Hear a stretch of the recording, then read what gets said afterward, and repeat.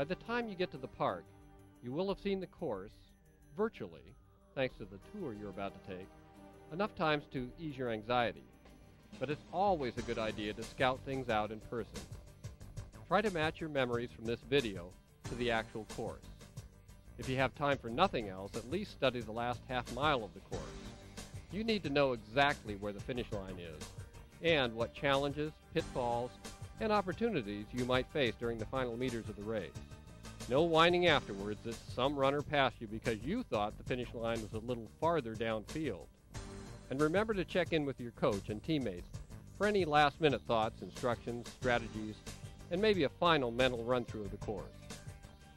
Here's a map of the 5K course. We've cheated a little in talking about the Van Cortlandt course because there are actually a number of different routes of different distances. All of them, though, use variations of a few basic sections included in the 5K course. Just make sure you know how those sections are put together on the specific course you'll be racing. The 5K course, like all the Van Cortlandt routes, starts and finishes in a section called the flats. The first mile makes a big sweep of the perimeter, then starts up the cow path right here. The narrow, twisting, undulating cow path is about 650 meters long.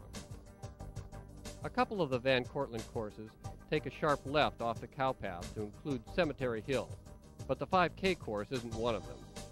We'll talk about Cemetery Hill later on our visual tour. The top of the cow path will take you to a bridge across to the backwoods or back hill section. There's over a mile of tricky ups, downs, and turns here, bringing you back to the bridge. It's a little over a half mile from there to the finish, back in the flats. That's the 5K course in a nutshell.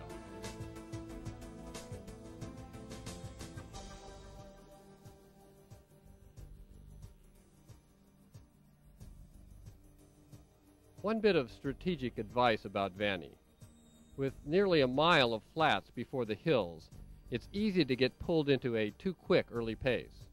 You need to get in position, but don't overdo the early speed. Save some energy to manage the hills and that final long home stretch.